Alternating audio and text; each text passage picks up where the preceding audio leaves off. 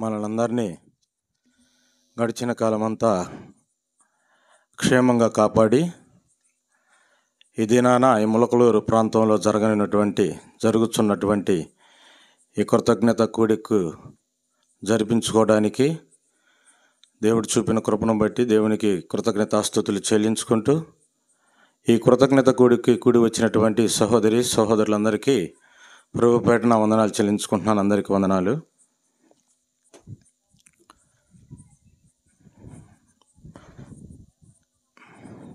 ఆది నుండి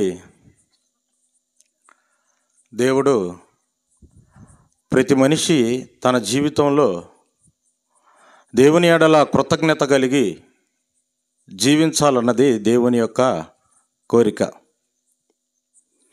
ఎందుకంటే కృతజ్ఞత అనేది దేవుని యొక్క స్వభావం. అది దేవుడి దగ్గర నుండే ప్రారంభమైందన్నమాట. కృతజ్ఞత అనేది ఎలా చెప్పగలం? దేవుడి దగ్గరే ప్రారంభమైంది. అసలు దేవుని స్వభావమే కృతజ్ఞత అనేటటువంటి విధానాన్ని ఎలా చెప్పగలం? హెబ్రీయులకు రాసిన పత్రిక 6వ అధ్యాయంలో, హెబ్రీయులకు రాసిన పత్రిక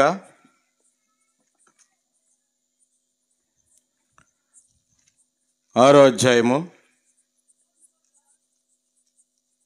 10వ వచనం మనం చదువుకుంటే మనకు అర్థమవుతుంది. మీరు చేసిన కార్యములను మీరు పరిశుద్ధులకు ఉపచారము చేసి ఇంకను ఉపచారము చేయుచుండుట చేత తన నామమును బట్టి చూపిన ప్రేమను మరుచుటకు దేవుడు అన్యాయస్తుడు కాడు. తన నామాన్ని బట్టి మనం చూపించినటువంటి ప్రేమను దేవుడు ఏం చేస్తున్నాడు? గుర్తుపెట్టుకుంటున్నాడు అన్నమాట. ఆయన మర్చిపోవటం లేదు. అంటే గుర్తుపెట్టుకుంటున్నాడంటే అర్థమైంది. అసలు కృతజ్ఞత అంటేనే చేసినటువంటి మేలుని గుర్తుంచుకోవటం, చేసినటువంటి మేలుని గుర్తుంచుకోవటం. అది దేవుడు తన నామాన్ని బట్టి పరిశుద్ధుల ఎడల చేసినటువంటి ఆ ఉపచారాన్ని బట్టి, తన నామాన్ని బట్టి, వారి ఎడల మనం చూపినటువంటి ప్రేమను బట్టి ఆ ప్రేమను దేవుడు గుర్తుంచుకుంటున్నాడు అన్నమాట. అంటే గుర్తుంచుకుంటున్నాడంటే దేవుడు కూడా కృతజ్ఞతా భావం కలిగినటువంటి వ్యక్తి. అంటే ఈ కృతజ్ఞత అనేది ఎక్కడ ప్రారంభమైంది? దేవుడి దగ్గరే ప్రారంభమైంది అన్నమాట. అంటే ఆయనలో ఈ కృతజ్ఞత అనేటటువంటి గుణం ఉందన్నమాట. ఆయనలో ఉంది కాబట్టి మనం కూడా అది కలిగి ఉండాలని దేవుడు ఆశపడుతున్నాడు. కలిగి ఉండాలని దేవుడు ఆశపడుతున్నాడు. మనం చూడగలిగితే ఎక్కడో ఒకళ్ళు ఇద్దరు మాత్రమే కృతజ్ఞత భావాన్ని దేవుని ఎడల వ్యక్తం చేస్తున్నారే తప్ప ఎక్కువ శాతం, ఆది నుండి మనం చూసుకుంటే ఎక్కువ శాతం ఎలా ఉంటున్నారు? ఏం చేశాడు మాకు దేవుడు? ఏం చేశాడు మాకు? ఏం చేయలేదు.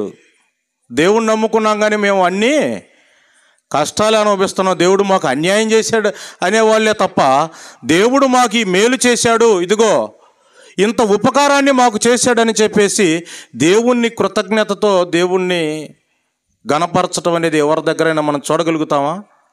ఎక్కువగా చూడగలుగుతున్నామా? మనం ఎక్కువగా చూడలేకపోతున్నాం. ఎందుకు? మనిషి బాగా జరిగినప్పుడు ఆనందంలో దేవుడు నాకు మేలు చేశాడని సంతోషంతో మాట్లాడతాడు. ఏదైనా ఒక చిన్న దుఃఖం రాగానే ఆ సంతోషాన్ని పక్కన పెట్టి దేవుణ్ణి కూడా పక్కన పెట్టి అంత భయంకరమైనటువంటి పరిస్థితిలోకి మనిషి వెళ్ళిపోతాడు అన్నమాట. అసలు కొంతమంది అయితే ఆయన సంతోషంలో కూడా అసలు దేవుడు మాకేం చేయలేదనేటువంటి ఉద్దేశాన్ని వ్యక్తం చేస్తూ ఉంటారు. అంటే దేవుడు మాకు ఏ మేలు చేయలేదన్నట్లుగా మాట్లాడతారన్నమాట. అంటే మనిషి కృతజ్ఞత లేనటువంటి స్వభావంలో ఎక్కువ శాతం ఉన్నట్లుగా మనం చూడగలుగుతాం. ఏదో కొద్దిమందే దేవుణ్ణి కృతజ్ఞత కలిగి దేవుణ్ణి గణపరుస్తున్నట్లుగా మనం చూడగలుగుతున్నాం. బైబిల్ గ్రంథంలో కూడా లూకాసు వార్త 17వ అధ్యాయము, లూకాసు వార్త 17వ అధ్యాయము 11 నుండి మనం చూడగలిగితే ఆయన యెరూషలేమునకు ప్రయాణమైపోవచ్చు సమరయ గలిలయల మధ్యగా వెలుచుండెను. ఆయన ఒక గ్రామంలోనికి వెలుచుండగా 10 మంది కుష్ఠరోగులు ఆయనకు ఎదురుగా వచ్చి దూరమున నిలిచి, యేసు ప్రభువా, నన్ను కరుణించమని కేకలు వేసిరి. ఆయన వారిని చూసి, మీరు వెళ్ళి మిమ్మును యాజకులకు కనపరుచుకొనమని వారితో చెప్పెను. వారు వెళ్ళుచుండగా శుద్ధులైరి. వారిలో ఒకడు తనకు స్వస్థత కలుగుట చూచి గొప్ప శబ్దముతో దేవుణ్ణి మహింపరచు తిరిగి వచ్చి ఆయనకు కృతజ్ఞతాస్తుతులు చెల్లించుచు ఆయన పాదముల యొద్ద సాగిలపడెను. వాడు సమరయుడు. అందుకు యేసు, 10 మంది శుద్ధులైరి కారా? ఆ 90 ఎక్కడా? ఈ అన్యుడు తప్ప దేవుణ్ణి మహింపరచుటకు తిరిగి వచ్చిన వాడెవడును కనపడలేదా అని అడుగుతున్నాడు యేసు ప్రభువారు. అసలు దేవునికి సంబంధించిన వాళ్ళేమో కనపడకుండా వెళ్ళిపోయారు మేలు పొందుకొని. అసలు ఏ సంబంధం లేని అన్యుడు మాత్రం దేవుడి దగ్గరకు వచ్చి మహింపరిచి దేవుని కృతజ్ఞతాస్తుతులు చెల్లించాడంట. ఆ 90 ఎక్కడని అడుగుతున్నాడు యేసు ప్రభువారు. అంటే యేసు ప్రభువారు అంటే మేలు పొందుకున్నటువంటి ప్రతి వ్యక్తి కూడా కృతజ్ఞత చెల్లించాలనేటటువంటి ఉద్దేశాన్ని యేసు ప్రభువారు అక్కడ వ్యక్తం చేస్తున్నాడు అన్నమాట. ఒక్కడే వచ్చాడేంటి, మిగతా వాళ్ళు ఎక్కడ అంటున్నాడంటే, కృతజ్ఞతాస్తుతులు చెల్లించటం, దేవుని ఎడల కృతజ్ఞత కలిగి ఉండటం అనేది యేసు ప్రభువారికి కూడా ఇష్టమేనమాట, కోరిక. అది దేవుని స్వభావం కాబట్టి యేసు ప్రభువారు కూడా ఇష్టపడ్డాడు ఇక్కడ. అయితే ఇక్కడ మనం గమనించాల్సిన విషయం ఏంటంటే, ఎక్కువ మంది దేవుని దగ్గర మేలు పొందుకున్నా కూడా దేవునికి కృతజ్ఞతలు చెల్లించడంలో వెనకబడి ఉన్నారన్నమాట. మరి ముఖ్యంగా దేవుణ్ణి నమ్ముకున్నోళ్ళే ఇక్కడ ప్రస్తావన అదే. అసలు సంబంధం లేని అన్యుడు వచ్చి దేవుణ్ణి స్తుతించాడు తప్ప సంబంధం లేనటువంటి మిగతా 9 మంది మాత్రం, సంబంధం ఉన్న 9 మంది మాత్రం దేవునితో సహవాసం చేస్తూ దేవుని మేలు అనుభవిస్తూ దేవుడు అంటే ఏందో తెలుసుకున్నటువంటి వారు మాత్రం 90 మాత్రం రాలేకపోయారు. కారణం, కృతజ్ఞతా భావం విషయంలో ప్రతి మనిషి వెనకబడి ఉంటున్నాడు అన్నమాట ఎక్కువ శాతం. అలా కృతజ్ఞత విషయంలో వెనకబడినటువంటి మనిషి చివరికి దేవుణ్ణి కూడా దూషించేటటువంటి స్థితికి దిగజారిపోతున్నాడు. ఇవాళ సహోదరుడు పుట్టినరోజు సందర్భాన్ని పురస్కరించుకొని ఈ కృతజ్ఞత కూడికను ఏర్పాటు చేసుకున్నాడు. చాలామంది అడుగుతున్నటువంటి ప్రశ్న ఏంటంటే, అసలు పుట్టినరోజులు ఎక్కడున్నాయి బైబిల్లో? పుట్టినరోజులు ఎక్కడున్నాయి అంటున్నాడు. ఆయన పుట్టినరోజు జరుపుకోవట్లా, పుట్టినందుకు, దేవుడు జన్మనిచ్చినందుకు, ఇంతకాలం ఆయన్ని కాపాడినందుకు కృతజ్ఞతగా కూడిక పెట్టుకున్నాడు అంతే. పుట్టినరోజు అంటే ఆడంబరాలుగా అన్నీ ఉంటాయన్నమాట. అలా కాకుండా కృతజ్ఞత కూడిక పెట్టుకున్నాడు అంతే. ఈ కృతజ్ఞత కూడికను కూడా తప్పుగా అర్థం చేసుకునే వాళ్ళు చాలామంది ఉన్నారు. కాబట్టి కృతజ్ఞత చెల్లించటం అనేది పుట్టిన దగ్గర నుండి ఇంతకాలం దేవుడు కాపాడినందుకు కృతజ్ఞత. ఇది మేలు కాదండి? మేలు కాదా? జీవాన్ని ఊపిరినిస్తుంది ఎవరండి? దేవుడు. జీవాన్ని ఊపిరినిచ్చి ఇంతకాలం దేవుడు కాపాడుతున్నందుకు థ్యాంక్స్ దేవాన్ని దేవుడికి కృతజ్ఞతగా మనం ధన్యవాదాలు చెల్లించేటటువంటి విధానం తప్పు కాదు. దేవునికి కృతజ్ఞతలు చెల్లించాలన్నమాట. అందుకనే 9 మంది దేవునికి కృతజ్ఞత చెల్లించలేకపోయారు. సంబంధం లేనటువంటి అన్యుడు వచ్చి దేవునికి కృతజ్ఞత చెల్లించాడు. కీర్తనల గ్రంథం 103వ అధ్యాయము 1-2 వచనాలు మనం చూడగలిగితే, అందరికీ సుపరిచితమైనటువంటి దావీదు జీవితంలో మనం తొంగి చూడగలిగితే, దావీదు జీవితం అంతా కూడా దేవునికి కృతజ్ఞతాభావం కలిగి బ్రతికినటువంటి జీవించినటువంటి జీవితమే దావీదులో మనకు కనపడతా ఉంటుంది అన్నమాట. నా ప్రాణమా యెహోవాను సన్నుతించుము, నా అంతరంగమునున్న సమస్తమా ఆయన పరిశుద్ధ నామమును సన్నుతించుము. నా ప్రాణమా యెహోవాను సన్నుతించుము. ఆయన చేసిన ఉపకారములలో దేనిని మరువద్దు. చాలు.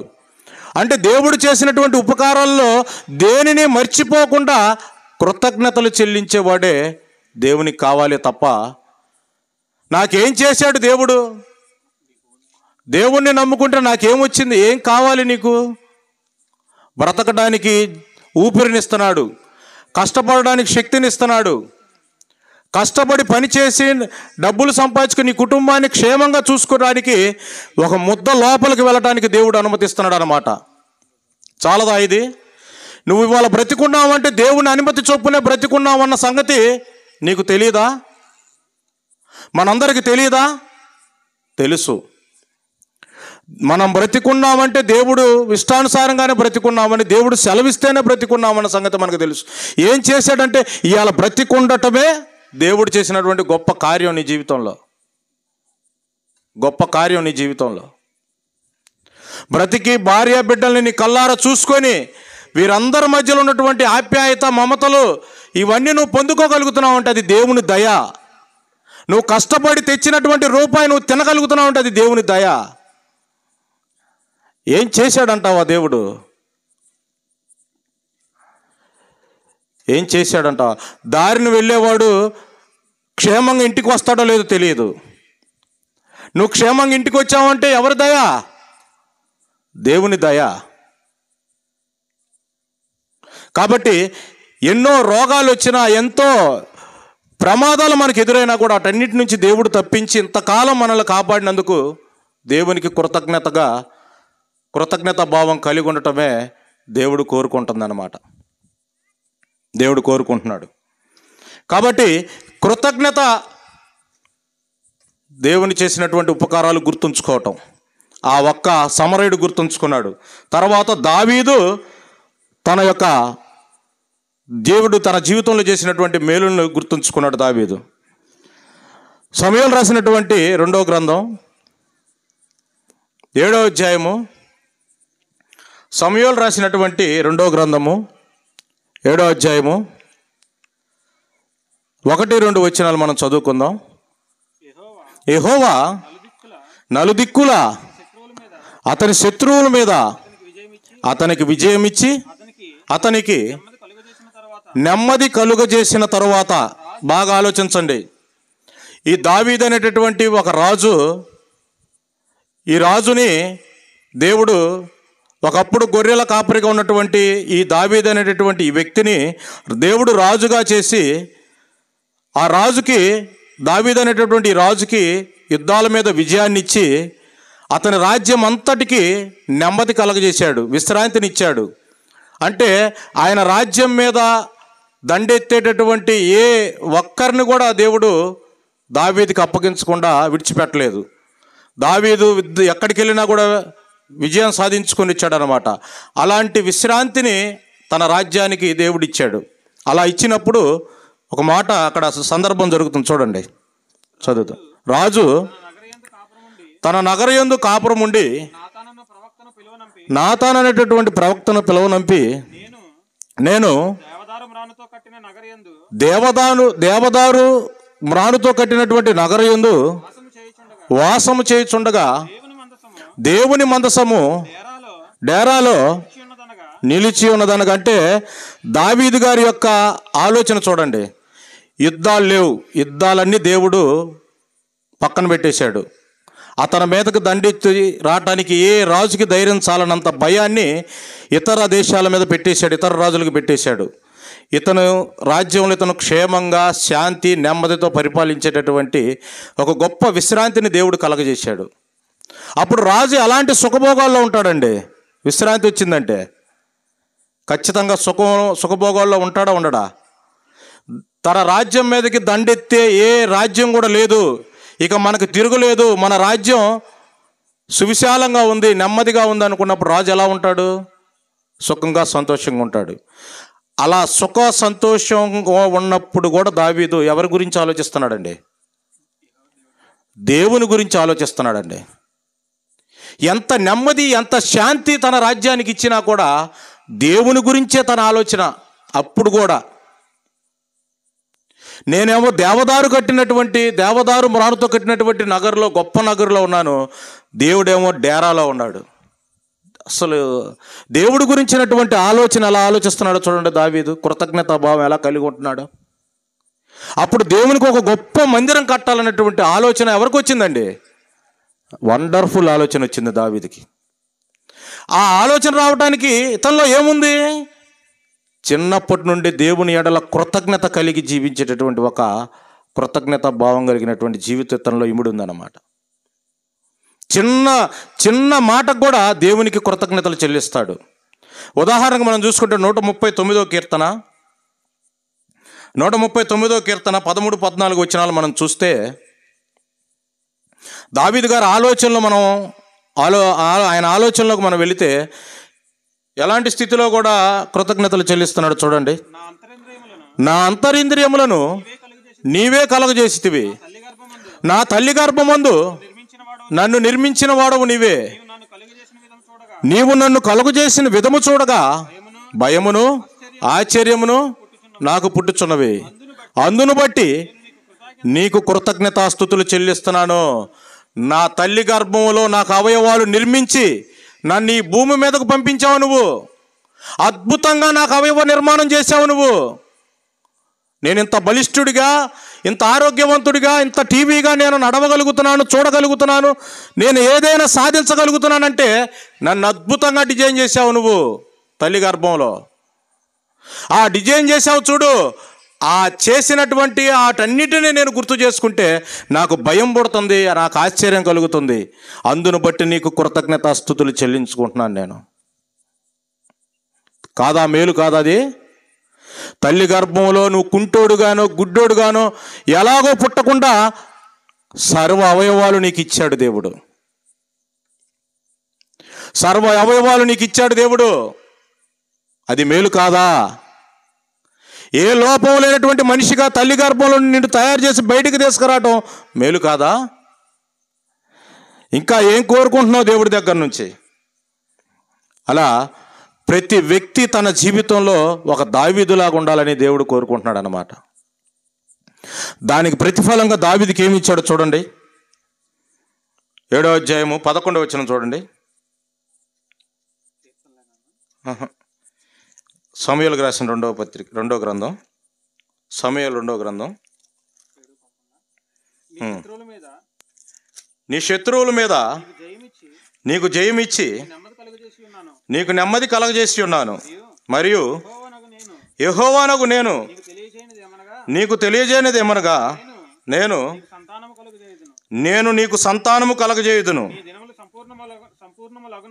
నీ దినములు సంపూర్ణములగునప్పుడు నీవు నీ పితరులతో కూడా నిద్రించిన తర్వాత నీ గర్భములో నుండి వచ్చిన నీ సంతతిని హెచ్చించి. చూసారా? దావీదు కృతజ్ఞత కలిగి దేవుని ఎడల ఆ కృతజ్ఞతతో చేసేటటువంటి కార్యాలని దేవుడు గుర్తుంచుకుంటున్నాడు. తీరా దేవునికి ఒక మందిరం కట్టాలనేటువంటి ఆ కృతజ్ఞతా భావాన్ని కూడా దేవుడు గుర్తుంచుకొని నా గురించి దావీదు ఇంతగా ఆలోచిస్తున్నాడు అనేటువంటి ఒక ఉద్దేశంతో ఏమని మాట్లాడుతున్నాడు చూడండి. నీవు నీ పితరులతో కూడా నిద్రించిన తర్వాత నీ గర్భవాసములో నుంచి వచ్చినటువంటి నీ సంతతిని హెచ్చించి రాజ్యమును అతనికి స్థిరపరిచదను. అతను నా నామఘనత కొరకు ఒక మందిరమును కట్టించును. అతని రాజ్య సింహాసనమును నేను నిత్యముగా స్థిరపరుస్తాను. అంటే స్థిరమైనటువంటి రాజ్యాన్ని, ఎప్పటికీ చెదరనటువంటి రాజ్యాన్ని దావీదుకు దేవుడు ఇవ్వాలనుకున్నాడు. నువ్వు ఉన్న తర్వాత మనం చూసినట్లయితే 15వ వచనం చదవండి. నిన్ను స్థాపించుటకై నేను కొట్టివేసిన సౌలునకు నా కృప దూరమైనట్లు అతనికి నా కృప దూరము చేయును. నీ మట్టుకు నీ సంతానమును నీ రాజ్యమును నిత్యము స్థిరమగును. నీ సంతానాన్ని నీ రాజ్యాన్ని నిత్యము నేనేం చేస్తా? స్థిరపరుస్తా, స్థిరంగా ఉంచుతా. అంటే శాశ్వత రాజ్యంగా దావీదుకు స్థిరపరిచేటటువంటి ఒక గొప్ప ఆశీర్వాదాన్ని దేవుడు ఇచ్చాడనమాట. అంటే దేవుడి ఎడల కృతజ్ఞతా భావం కలిగి ఉంటే దేవుడు ఏమైనా మనల్ని విడిచిపెడతాడండి? దేవుడు మనకి తిరిగి ఏం చేస్తున్నాడు అనమాట? దావీదు కృతజ్ఞత కలిగి ఉండటం వల్ల నీ రాజ్యాన్ని, నీ సంతానాన్ని నేను నిత్యము స్థిరపరుస్తాననేటటువంటి ఒక ఆశీర్వాదాన్ని దావీదు పొందుకోగలిగాడు. మరి దేవుడి వల్ల మనం కృతజ్ఞత కలిగి ఉంటే, మనం కృతజ్ఞత కలిగి ఉండటాన్ని బట్టి, ఆ కృతజ్ఞతను బట్టి దేవుడు మనకి మరలా మేలు చేయడానికి దేవుడు సిద్ధంగా ఉన్నాడనమాట. కృతజ్ఞతలో అంత గొప్పతనం ఇముడుందన్నమాట. ఈ కృతజ్ఞత ద్వారా మనం దేవునికి సహవాసం, సంబంధం ఏర్పడిద్ది. అవునా కదా? ఎవరైనా మనకు మంచి ఉపకారం చేసినప్పుడు, మంచి మేలు చేసినప్పుడు 10 మందిలో దాన్ని చెప్పామనుకోండి, ఆ మేలు చేసిన వ్యక్తికి మన మీద ఏం కలిగిద్ది? చేసిన మేలును మనకు మేలు చేసినటువంటి ఆ వ్యక్తికి ఆనందం కలిగిద్ది. తర్వాత అతనికి మన మీద మంచి అభిప్రాయం కలిగిద్ది అన్నమాట. దీని ద్వారా ఇరువురి మధ్య ఏం కలిగిద్ది? సహవాసం, సంబంధం ఏర్పడుతూ ఉంటుంది అన్నమాట. సహవాసం, సంబంధం ఏర్పడుతూ ఉంటుంది. అలా కృతజ్ఞత కలిగి మనం జీవించటం ద్వారా దేవునికి మనకు మధ్యలో కూడా సత్సంబంధాలు ఏర్పడుతూ ఉంటాయి. కృతజ్ఞత లేనిటువంటి జీవితంలో భయంకరమైన పరిస్థితి. కృతజ్ఞత లేని జీవితాలు భయంకరమైన పరిస్థితి. ఎందుకు తిట్టుకుంటారో తెలియదు, ఎందుకు అరుచుకుంటారో తెలియదు, ఎందుకు విడిపోతారో తెలియదు, ఎందుకు గొడవలు వస్తాయో తెలియదు అన్నమాట. మనశ్శాంతి లేనటువంటి కుటుంబాలుగా మారిపోతాయి కృతజ్ఞత లేనటువంటి జీవితాలన్నీ. డబ్బు ఉంటుంది, డబ్బు ఉంటే సుఖం ఉంటుందండి? ఉండదు. డబ్బులో సుఖం చూసుకోవాలనుకుంటాడు ఒక వ్యక్తి, డబ్బులో ఉండదు. ఆస్తిపాస్తుల్లో ఉండదు. మన ఆరోగ్యంలో ఉంటుంది ఆ సుఖం. మనం ఆరోగ్యంగా ఉన్నా కూడా సుఖం ఉండదు అనమాట. మరి సుఖశాంతులు ఇచ్చేది ఎవరు? దేవుడు. సుఖాన్ని శాంతిని ఇచ్చేది దేవుడు అన్నమాట. అటువంటి దేవుణ్ణి మనం కృతజ్ఞత కలిగి దేవుణ్ణి స్తుతిస్తూ ఉంటుంటే ఖచ్చితంగా దేవుడు మన జీవితాల్లో ఏం చేస్తాడు? మేలు చేస్తూ ఉంటాడు అనమాట. అప్పుడు దేవునికి కృతజ్ఞత ఎందుకు చెల్లించాలి? ఒకటి, నాకు జన్మనిచ్చావు కాబట్టి, నా తల్లి గర్భంలో సంపూర్ణమైనటువంటి అవయవాలు నాకు ఇచ్చి, బాగుగా నాకు రూపును ఏర్పరిచి నన్ను ఈ భూమి మీదకు పంపించినందుకు నీకు కృతజ్ఞతలు చెల్లించానన్నాడు దావీదు గారు. అంటే తన జీవితం అంతా కూడా తనకు జన్మనిచ్చినందుకు రుణపడి ఉన్నాడు దేవుడికి. ఒకటి. తర్వాత మనం కృతజ్ఞత ఎందుకు చెల్లించాలి దేవునికి? తెస్సలోనికి రాసిన మొదటి పత్రిక 5వ అధ్యాయము, మొదటి పత్రిక 5వ అధ్యాయము 16-18 వచనాలు మనం చదువుకున్నట్లయితే, ఎల్లప్పుడూ సంతోషముగా ఉండుడి, ఎడతెగక ప్రార్థన చేయుడి, ప్రతి విషయమందును కృతజ్ఞతాస్తుతులు చెల్లించుడి. ఈలాగు చేయుట యేసుక్రీస్తునందు మీ విషయములో దేవుని చిత్తం, దేవుని ఇష్టం. కృతజ్ఞతలు చెల్లించటం అనేది దేవునికి ఇష్టం. నువ్వు కృతజ్ఞతలు చెల్లించట్లేదంటే ఎవరి ఇష్టానికి వ్యతిరేకంగా ప్రవర్తిస్తున్నావు? ఎవరి ఇష్టానికి వ్యతిరేకంగా ప్రవర్తిస్తున్నావు? దేవుని ఇష్టానికి వ్యతిరేకంగా ప్రవర్తిస్తున్నావు అన్నమాట. దేవునికి ఇష్టాన్ని అంటే చేసినటువంటి ఉపకారాన్ని మరిచేవాడు దేవునికి కూడా ఇష్టం లేదు. దేవునికి కూడా ఇష్టం లేదు. కాబట్టి దేవుని యొక్క ఇష్టాన్ని మనం నెరవేర్చగలిగితే కృతజ్ఞత భావం కలిగి ఉండాలి. ఖచ్చితంగా చేసిన మేలు మర్చిపోకుండా ఉండాలి. తర్వాత కృతజ్ఞత భావం అనేది ఈ భూమి మీదకు వచ్చిన తర్వాత యేసు ప్రభు వారు మనకు మాదిరి చూపించాడు. యేసు ప్రభు వారు చూపించారు లేదా? 5 రొట్టెలు 2 చిన్న చేపలు పంచేటప్పుడు యేసు ప్రభు వారు ప్రార్థన చేసేటప్పుడు కృతజ్ఞతలు చెల్లించాడా లేదా తండ్రికి? అంటే కృతజ్ఞతలు, ఆహార విషయంలో కూడా కృతజ్ఞతలు చెల్లించాలని యేసు ప్రభు నేర్పుతున్నాడా లేదా మనకి? ఆహారం చేసేటప్పుడే కాదు, జ్ఞానాన్ని ఇచ్చేటప్పుడు కూడా దేవుడికి కృతజ్ఞతలు చెల్లించాడు. ఆ మర్మాలు పసిబాలులకు బయలుపరిచావయ్యా, నువ్వు పెద్ద పెద్ద జ్ఞానులకి నువ్వు నీ పరలోక మర్మాలు తెలియజేయకుండా చిన్న బాలురికి, తెలియనటువంటి బాలురికి నువ్వు తెలియజేసావని చెప్పేసి జ్ఞానం విషయంలో, అపోస్తులకు ఇచ్చినటువంటి జ్ఞానం విషయంలో కూడా యేసుప్రభు వారు కృతజ్ఞతలు చెల్లించినట్లుగా మనం చూడగలుగుతున్నాం. ఇలా ప్రతి విషయంలో కృతజ్ఞతాభావం కలిగి జీవించడానికి యేసుప్రభు వారు కూడా మనకు మాదిరిగా ఉన్నట్లుగా మనం చూడగలుగుతున్నాం. యోహాను సువార్త 11వ అధ్యాయం 41వ వచనం చూడండి. యోహాను సువార్త 11వ అధ్యాయము 41వ వచనం చూడండి. అంతటా వారు ఆ రాయి తీసివేసిరి. మళ్ళీ చదువుతాము. అంతటా వారు రాయి తీసివేసిరి. యేసు కన్నులు పైకెత్తి, తండ్రి, నీవు నా మనవి వినినందున నీకు కృతజ్ఞతాస్తుతులు చెల్లించుచున్నాను. నేను ఎల్లప్పుడూ నా మనవి వినుచున్నావని నేను ఎరుగుదును, కానీ నీవు నన్ను పంపితివని చుట్టూ నిలిచి ఉన్న నమ్మునట్లు వారి నిమిత్తమై ఈ మాట చెప్పితినను. అంటే యేసు ప్రభు వారు తన ప్రార్థన విని దేవుడు సమాధానం ఇచ్చినందుకు దేవునికి కృతజ్ఞత చెల్లించాడు. మనం కూడా మన జీవితంలో ఎన్నో ప్రార్థనలు చేసుకుంటాం.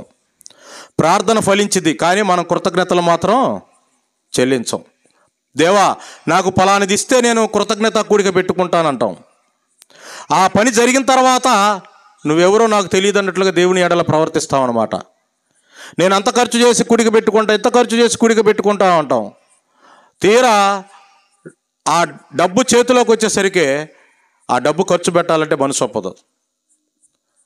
దేవుడు ఇచ్చింది దేవుడే, కానీ ఇచ్చిన దేవుని కన్నా కూడా చేతిలో ఉన్న దాని మీదే మనసు ఎక్కువ అనమాట. మనకు మమకారం ఎక్కువ. కాబట్టి దేవునికి కృతజ్ఞతలు చెల్లించే విషయంలో చాలా మనం వెనకబడి ఉన్నాం. కృతజ్ఞతాస్తుతులు ప్రతి విషయం ముందు చెల్లించాలని ఇప్పుడు మనం చదువుకున్నాం. ప్రతి విషయంలో ఏ విషయాల్లో మనం కృతజ్ఞత చెల్లించాలి? ప్రతి విషయంలో అంటే ప్రతి విషయంలో బయటికి వెళ్ళి వస్తాం, కాపాడే దేవానికి కృతజ్ఞత చెల్లించమా? పనికి వెళ్ళి వస్తాం, పని సక్రమంగా చేసుకోవడానికి నాకు బలాన్ని ఇచ్చామని కృతజ్ఞత చెల్లిస్తాం లేదా? ఇలా ప్రతి విషయంలో మనం మన జీవితం మనుగడలో ప్రతి దినం ప్రతి విషయంలో కృతజ్ఞత దేవునికి చెల్లించాలన్నది బైబిల్ ఇచ్చేటటువంటి సమాచారం. ప్రతి విషయంలో, తినే ఆహార విషయంలో కూడా కృతజ్ఞత. ఇంత అమూల్యమైనటువంటి ఆహారాన్ని నేను తినడానికి నాకు కృపనిచ్చావు. ఈ ఆహారం లేని ఎంతోమంది ఉన్నారు, వాళ్ళకు కూడా ఇవ్వమని దేవునికి కృతజ్ఞతలు చెల్లించాలి. ఇలా ప్రతి విషయంలో దేవునికి కృతజ్ఞతలు చెల్లిస్తూ మన జీవితాన్ని మనం ఇచ్చేయాలన్నమాట. అలా కృతజ్ఞతాభావం మనలో లేకపోతే ఎంత చెడ్డవారిగా మనం మిగిలిపోతామంటే చాలా చెడ్డవారిగా మనం మిగిలిపోయే అవకాశం ఉందన్నమాట. దేవుని చిత్తానికి విరోధమైనటువంటి కార్యక్రమాలు చేసే అవకాశం ఉంది కృతజ్ఞత లేకపోతే దేవునితో సహవాసం తగ్గిద్ది. మన సహవాసం ఎక్కడ పెరిగిద్దండి? ఇంకా దేవునితో సహవాసం తగ్గి మన సహవాసం లోకంతో ప్రారంభమైద్ది మరలా. అంతేనా కాదా? దేవునికి కృతజ్ఞతలు చెల్లించకపోతే మన సహవాసం మరలా లోకంతో ప్రారంభమయ్యే అవకాశం ఉంటుంది. దేవునితో కృతజ్ఞతలు చెల్లిస్తున్నామంటే అర్థం ఏంటంటే ఎల్లప్పుడూ నీ హృదయంలో దేవుడు ఉన్నాడని అర్థం. దేవునికి కృతజ్ఞతలు చెల్లించట్లేదంటే మన హృదయంలో దేవుడు లేడని అర్థం, దేవుడికి చోటు లేదని అర్థం అన్నమాట. అంతేనా కాదా? ఆయన చేసిన మేలు మన హృదయంలో లేకపోతే, చేసిన మేలు మన హృదయంలో లేనప్పుడు దేవుడు ఎక్కడుంటాడు? మర్చిపోయాం మనం, ఉపకారం మర్చిపోయాం, దేవుడిని మర్చిపోయాం అనమాట. అప్పుడు ఎవరు వస్తారు మనలోకి? దేవుడు లేనప్పుడు లోకం వచ్చిద్ది మనలోకి. లోకం పోకడలు, లోకంలో ఉన్నటువంటి విధానాలన్నీ అబ్బుతాయి అన్నమాట. లోకంలో ఉన్న వ్యక్తికి ధనాపేక్ష అనుకో, మనకి ధనాపేక్ష అబ్బిద్ది. లోకంలో ఉన్నటువంటి వ్యక్తికి సుఖభోగాలనుకో, మనకి సుఖభోగం అబ్బిద్ది. దేవుడి కోసం కష్టపడాలి, దేవుడి కోసం నేను ఆ కార్యక్రమాలు ఈ కార్యక్రమాలు చేయాలన్నటువంటి ఆలోచన ఉండదన్నమాట. ఇలా కృతజ్ఞత చెల్లించకపోతే ఆ హృదయంలో దేవుడు ఉండడు ముందు. ఎందుకు? తన ఇష్టం నెరవేర్చబడని కాడ దేవుడు ఉండడు, అంతే. సౌలు దేవుడికి వ్యతిరేకంగా బతికాడు. వెంటనే సౌలు యొద్ద నుండి పరిశుద్ధాత్మను తీసేశాడు, రాజ్యాన్ని తీసేశాడు. తన ఇష్టాన్ని నెరవేర్చి దావీదుకు అప్పగించాడు. ఇక్కడే మనకు అర్థమవుతుంది, తన ఇష్టానికి ఎవరైతే వ్యతిరేకంగా బ్రతుకుతారో, తన ఎడల కృతజ్ఞతాభావం ఎవరికైతే లేకుండా బ్రతుకుతారో వాళ్ళని తీసేస్తాడంతే దేవుడు తన దృష్టిలో నుంచి. ఎందుకు? మనం ఆయన గణపరచలా, మనం ఆయన స్తుతించలా, కాబట్టి ఆయన కూడా మనల్ని లెక్క చేయట్లేదు అన్నమాట. కాబట్టి ఈ కృతజ్ఞత కొలస్సీలకు రాసిన పత్రిక 2వ అధ్యాయం 6-7 వచనాలు మనం చూడగలిగితే, ఈ కృతజ్ఞత అనేది ఏదో ఒకసారి 2 సార్లు చెల్లించడం కాదు, ఒకసారి 2 సార్లు చెల్లించి సరిపెట్టుకునేది కాదు. ఈ కృతజ్ఞత అనేది మన జీవితం అంతా కృతజ్ఞతాస్తుతులతో నిండిపోవాలంతే. కొలస్సీలకు రాసిన పత్రిక 2వ అధ్యాయం 6-7 వచనాలు చదవండి. మీరు ప్రభువైన క్రీస్తు యేసును అంగీకరించిన విధముగా ఆయన యందు వేరుపారిన వారై ఇంటి వలె కట్టబడుచు మీరు నేర్చుకున్న ప్రకారముగా విశ్వాసమందు స్థిరపరచబడుచు కృతజ్ఞతాస్తుతులు చెల్లించుట యందు విస్తరించుచు ఆయన యందుండి నడుచుకొనుడి. ఏం చేయమంటున్నాడండి? కృతజ్ఞతలను విస్తరింపజేయమంటున్నాడు అన్నమాట. విస్తరింపజేయమంటున్నాడు అంటే ప్రతి కుటుంబంలో దేవునికి కృతజ్ఞతలు, థ్యాంక్స్ చెల్లించాలి. ప్రతి కుటుంబంలో చెల్లిస్తున్నామా? మనం చెల్లిస్తున్నామా? చెల్లించే పరిస్థితి తెచ్చుకోవాలి మనం. ఆ కృతజ్ఞతాస్తుతులు ఒకసారి 2 సార్లు చెల్లించి సరిపెట్టుకోకుండా ఆ కృతజ్ఞతలు చెల్లించే విషయంలో విస్తరించాలి. పౌలు గారు మనందరికీ తెలుసు, పక్క సహోదరుడు రక్షణ విషయంలో క్షేమంగా ఉన్నాడంటే ఆ సహోదరుడి విషయంలో కూడా ఈయనే కృతజ్ఞతలు చెల్లిస్తాడు దేవుడికి. అంటే కృతజ్ఞతలు చెల్లించే విషయంలో పౌలు గారు ఎలా విస్తరించబడుతున్నాడు చూడండి. పక్క సహోదరుడు గురించి కూడా ఇతనే కృతజ్ఞతలు చెల్లిస్తాడు. అంటే ఆయన ధ్యేయం ఒకటే, ఏ సందర్భాన్ని పురస్కరించుకునే సరే దేవుడికి కృతజ్ఞతలు చెల్లించాలి. అంతే పౌలు గారి జీవితంలో. ఏ సందర్భాన్ని పురస్కరించుకునే సరే. అంతటి గొప్ప మనసున్నటువంటి వ్యక్తుల్ని మనం చూసి కూడా కృతజ్ఞతా భావం మనం పెంచుకోకపోతే మనం చాలా నష్టపోయేటటువంటి అవకాశం ఉంది. కొరింథీయులకు రాసిన పత్రికలో మనం చూడగలిగితే 6వ అధ్యాయం 9వ వచనంలో, కొరింథీయులకు రాసిన మొదటి పత్రిక 6వ అధ్యాయము 9వ వచనం, అన్యాయస్తులు దేవుని రాజ్యమునకు వారసులు కానేరరు, మీకు తెలియదా? చాలు. అంటే కృతజ్ఞత చెల్లించునుడు అన్యాయస్తుడు. ఇందాక మనం చదువుకున్న హెబ్రీ పత్రికలో మనం చదువుకున్నాం, మనం చూపిన ప్రేమను మరుచుటకు దేవుడు అన్యాయస్తుడు కాడు. అంటే చూపిన ప్రేమను మరుచువాడు ఎలాంటి వాడు? అన్యాయస్తుడు. అంటే దేవుడు చూపించినటువంటి ప్రేమకి ఆయన చేసినటువంటి మేలులను మరిచేవాడు కూడా అన్యాయస్తుడే. అన్యాయస్తుడు దేవుడి రాజ్యానికి వారసుడు కాడు. దేవునికి కృతజ్ఞతలు చెల్లించకపోతే నువ్వు అన్యాయస్తుడివే, న్యాయస్తుడివి కాదు. కనీసం ఉపకారం పొందుకొని ఆయన దైవాలు జీవిస్తూ ఆయనకు నువ్వు ట్యాంక్స్ చెప్పకపోతే ఎందుకు ఆ జన్మ? అసలు ఆ జన్మ ఎందుకు చెప్పండి? అసలు ఆయన దైవాలు బ్రతుకుతున్నావు, ఆయన అనుమతిస్తే బ్రతుకుతున్నావు.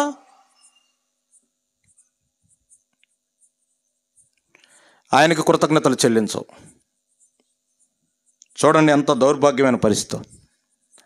ఆయనకి మనకి సహవాసం ఉండదు, సంబంధం ఉండదు, అసలు ఆయనకి మనకి సమాధానం కూడా ఉండదు. ఆయనకి మనకి మధ్యలో యేసు ప్రభు ఈ భూమి మీదకి ఎందుకు వచ్చాడు? దేవునికి ప్రజలకు మధ్యలో సమాధానపరచడానికి వచ్చాడు. మనం ఆయనకు కృతజ్ఞతాభావం వ్యక్తపరచకుండా, కృతజ్ఞత కలిగి ఉండకుండా ఆ సమాధానాన్ని మనమే తెచ్చేసుకుంటున్నాం అన్నమాట. అంత దౌర్భాగ్యమైనటువంటి స్థితిలోకి మనం వెళ్ళిపోయే అవకాశం ఉంది. కాబట్టి మనం అందరం బాగా ఆలోచించుకోవాలి. కృతజ్ఞత చెల్లించినటువంటి స్థితిలో ఎలాంటి వారు ఉంటారంటే మృతులు ఉంటారు. చనిపోయిన వారు దేవుని కృతజ్ఞతలు చెల్లిస్తారండి? చెల్లిస్తారా? చెల్లించరు. అందుకని అంటున్నాడు దావీదు గారు, చూడండి యెషయా గ్రంథం చూడండి. దావీదు గారు కాదు, యెషయా గ్రంథం 38వ అధ్యాయము 19వ వచనం. యెషయా గ్రంథం 38:19. సజీవులే కదా నిన్ను స్తుతించేది, ఈ దినమున సజీవుడునై నిన్ను స్తుతించుచున్నాను. చాలు. అంటే సజీవులే దేవునికి కృతజ్ఞతాస్తుతులు చెల్లిస్తారు, దేవుణ్ణి స్తుతిస్తారు. చనిపోయిన వారు చెల్లిస్తారండి? బ్రతికుండి కూడా చెల్లించట్లేదంటే నువ్వు ఏ స్థానంలో ఉన్నావు? ఏ స్థానంలో ఉన్నావు? మృతుడి స్థానంలోనే ఉన్నావు. బ్రతికుండి కూడా దేవునికి కృతజ్ఞతలు చెల్లించట్లేదంటే, ఆహారం తినేటప్పుడు దేవునికి కృతజ్ఞతలు చెల్లించట్లేదంటే, బయటికి వెళ్ళేటప్పుడు కాపాడామని దేవునికి కృతజ్ఞత, ప్రతి విషయంలో దేవునికి కృతజ్ఞతలు చెల్లించట్లేదంటే బ్రతికున్నా నువ్వు మృతుడివే. నువ్వు సజీవుడు అయితే దేవుని స్తుతిస్తావు అంతే, బైబిల్ చెప్తుందన్నమాట. కాబట్టి దేవుని స్తుతించే వారిగా మనల్ని ఉండాలని దేవుడు కోరుకుంటున్నాడు. ఆయన మహింపరచాలని దేవుడు కోరుకుంటున్నాడు. ఈ కృతజ్ఞతాస్తుతులు ప్రతి ఇంటిలో విస్తరించడం ద్వారా దేవుడికి ఎంత మహిమ ఒక్కసారి ఆలోచించండి. ఎంత మహిమ అండి. ప్రతి కుటుంబంలో కృతజ్ఞత, దేవునికి కృతజ్ఞతలు చెల్లిస్తూ ఉంటుంటే, ప్రతి కుటుంబంలో కృతజ్ఞతాస్తుతులు ఆయన దగ్గరకు వెళతంటే దేవుడు ఎంత ఆనందిస్తాడు, ఎంత మహింపరచబడతాడు దేవుడు. ఒకసారి ఆలోచించండి. నువ్వు నీ ఇంటికాడ కుడికి పెట్టుకున్నప్పుడు ఆ చుట్టుపక్కల ప్రాంతాలు కూడా వాళ్ళు కూడా ఆలోచిస్తూ ఉంటారనమాట. ఒకప్పుడు ఇతని పరిస్థితి తీవ్రంగా ఉంది, ఇవాళ దేవుడు ఒక స్థానంలో ఉన్నాడంటే దేవుడే దీనికి కారణం అని చెప్పేసి వాళ్ళు కూడా గుర్తిస్తారు. తద్వారా దేవుడికి మహిమ వెళ్ళిపోద్ది. యేసుప్రభు వారు కార్యం చేశాడు. సమరయుడు వెళ్ళి దేవుని మహిమపరిచాడు, దేవుని స్తుతించాడు. తద్వారా దేవుడికి మహిమ వెళ్ళిందా లేదా? వెళ్ళిందనమాట. అలా ప్రతి వ్యక్తి జీవితంలో కృతజ్ఞత కలిగి ఉండాలి. అయితే ప్రతి మనిషి చేసేటటువంటి తప్పు ఏంటంటే, ద్వితీయోపదేశకాండం 8వ అధ్యాయము ఇశ్రాయేలీయుల జనాంగాన్ని మనం చూస్తే మనకు అర్థమైద్ది. వాళ్ళ జీవితాన్ని ఒక్కసారి మనం పరిశీలిస్తే మనకు అర్థమైద్ది అనమాట. ద్వితీయోపదేశకాండం 8వ అధ్యాయము 11, 19 వచనాలు మనం చూసుకుందాం. చూడండి, 11 నుంచి 19 వరకు. నేడు నేను నీకు ఆజ్ఞాపించు ఆయన ఆజ్ఞలను, విధులను, కట్టడలను అనుసరింపక నీ దేవుడైన యెహోవాను మరచి కడుపార తిని మంచి ఇండ్లు కట్టించుకొని వాటిలో నివసింపక నీ పశువులు నీ గొర్రె మేకలను వృద్ధి అయి వెండి బంగారములను విస్తరించి నీకు కలిగినదంతయు వర్ధిల్లినప్పుడు నీ మనస్సు మదించి దాసుల గృహమైన ఐగుప్తులో నుండి నిన్ను రప్పించిన నీ దేవుడైన యెహోవాను మరిచెదవేమో. తాపకరమైన పాములను, తేలును కలిగి ఎడారి అయి నీళ్లు లేని భయంకరమైన ఆ గొప్ప అరణ్యములో ఆయన నిన్ను నడిపించెను. రాతి బండ నుండి నీకు నీళ్లు తెప్పించెను.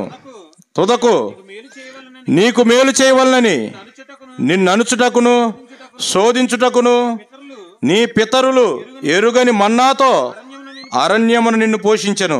అయితే మీరు మా సామర్థ్యము, మా బాహుబలము, ఇంత భాగ్యము మాకు కలగజేసినని అనుకుందురేమో. కాగా నీ దేవుడైన యెహోవాను జ్ఞాపకము చేసుకొనవలెను. ఎలయనగా తాను నీ పితరులతో ప్రమాణము చేసినట్లు తన నిబంధనను నేటి వలె స్థాపింపవలనని మీరు భాగ్యము సంపాదించుకొనుటకై మీకు సామర్థ్యము కలగజేయవాడు ఆయనే. ఎన్ని ఉపకారాలు చేశాడో చూడండి. వాళ్ళకి అరణ్యంలో నడిపించాడు. ఎటువంటి పరిస్థితులు అరణ్యంలో నడిపించాడండి మనందరికీ తెలుసు. ఎటువంటి పరిస్థితిలో ఉంటే అసలు ఏ పరిస్థితుల నుండి ఏ పరిస్థితుల్లోకి దేవుడు తీసుకెళ్తున్నాడు వాళ్ళని? ఐగుప్తులో భయంకరమైన శ్రమలో ఉన్నారు వాళ్ళు. కానీ ఆ భయంకరమైన శ్రమ కన్నా 2 రెట్లు సుఖభోగాలతో మునిగిపోయేటటువంటి దేశాన్ని దేవుడు వాళ్ళకి ఇవ్వబోతున్నాడు. ఆ 2 రెట్లు సుఖాన్ని ఇవ్వబోయేటటువంటి పాలు తేనెలు ప్రవహించే దేశాన్ని ఇశ్రాయేలుకి ఇవ్వబోతున్నాడు దేవుడు. ఆ ఇవ్వబోయే సందర్భంలో దేవుడు గుర్తు చేస్తున్నాడు వాళ్ళకి, మీరు ఎలాంటి పరిస్థితులు ఐగుప్తులో నుండి బయటకు వచ్చారో జ్ఞాపకం చేసుకోండి. ఎలాంటి పరిస్థితులు అరణ్యంలో మిమ్మల్ని నడిపించానో మీరు జ్ఞాపకం చేసుకోండి.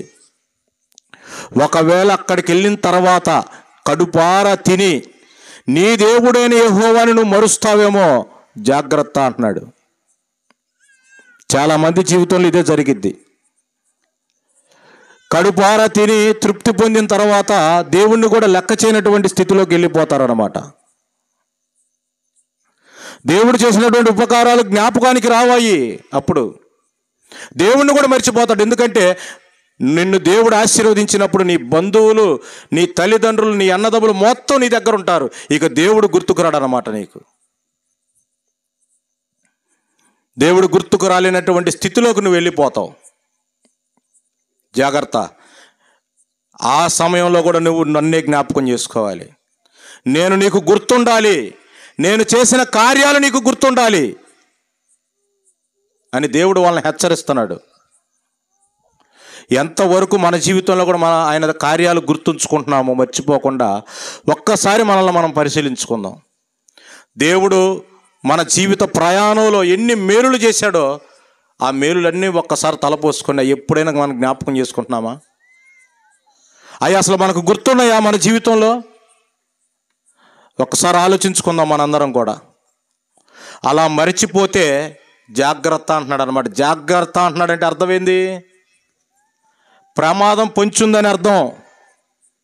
నువ్వు ఒకవేళ నన్ను మర్చిపోతే జాగ్రత్త, నీకు ప్రమాదం పొంచుంది. ఆ నెక్స్ట్ జరగబోయేది నువ్వు ఊహించలేవు. ఊహించనటువంటి డేంజర్లోకి వెళ్ళిపోతావు అన్న సంగతి దేవుడు వాళ్ళకి తెలియజేస్తున్నాడు. మనకు కూడా ఇదే. మనం కూడా దేవుడు కార్యాలు మర్చిపోయినా, ఆయన చేసిన ఉపకారాలు మర్చిపోయినా మనల్ని కూడా అంతే హెచ్చరిస్తున్నాడు దేవుడు ఇవాళ. కాబట్టి మనందరం ఆయన చేసినటువంటి ఉపకారాలను స్తుతిస్తూ కృతజ్ఞతలు చెల్లిస్తూ మన జీవితాలన్నీ అలా ఆనందమయంలో, దేవునికి కృతజ్ఞతలు చెల్లించే విషయంలో ఆనందమయంలో ఉండాలని కోరుకుంటూ నా మాటలు ముగిస్తూ, నాకు ఈ సమయాన్ని ఇచ్చినటువంటి సహోదరులకు మరి ఒకసారి వందనాలు చెల్లించుకుంటూ నా మాటలు ముగిస్తున్నాను. అందరికీ వందనాలు.